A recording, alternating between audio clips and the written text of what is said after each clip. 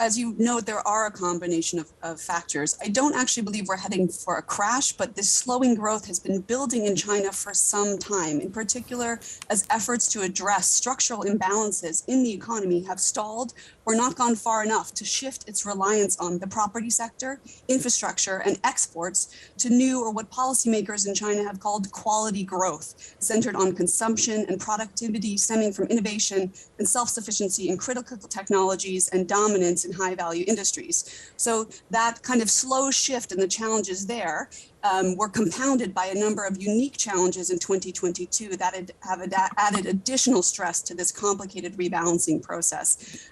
So, China narrowly avoided a year-on-year contraction in the second quarter this year, but it was the second lowest quarterly growth rate we've seen in China since 1990. So the pressures are real. Yeah.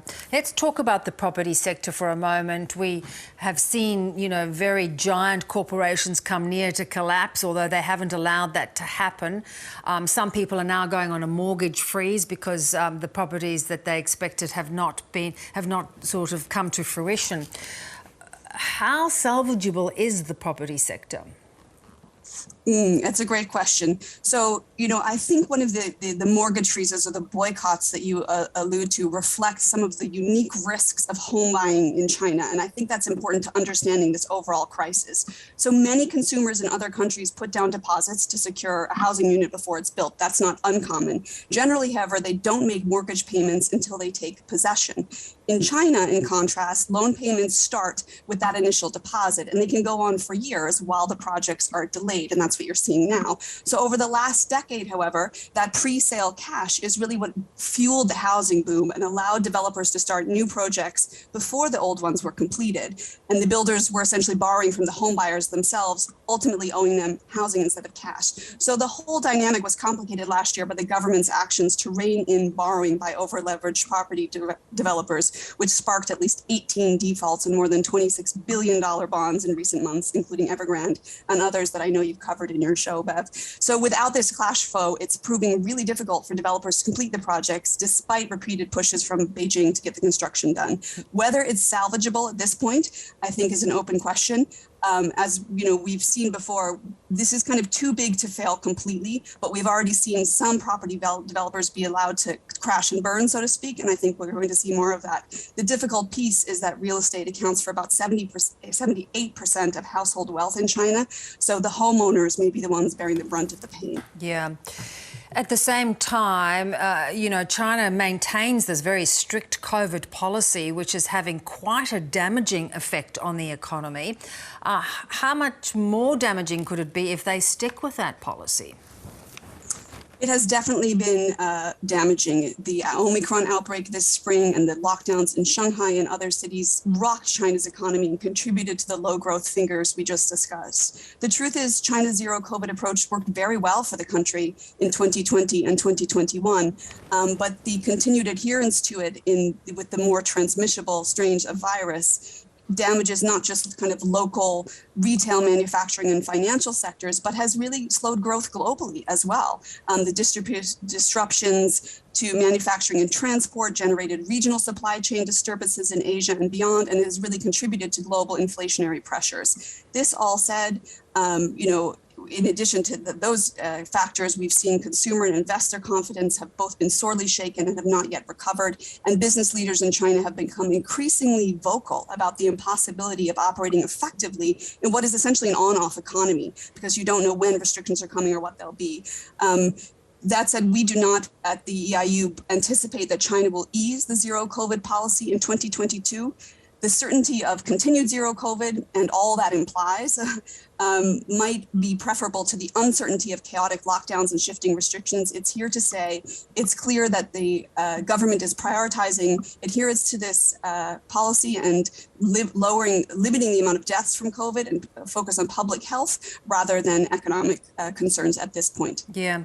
And globally, you referred to that, but we've got not only the supply chain chaos that COVID caused, but also now the oil shock that we're living through.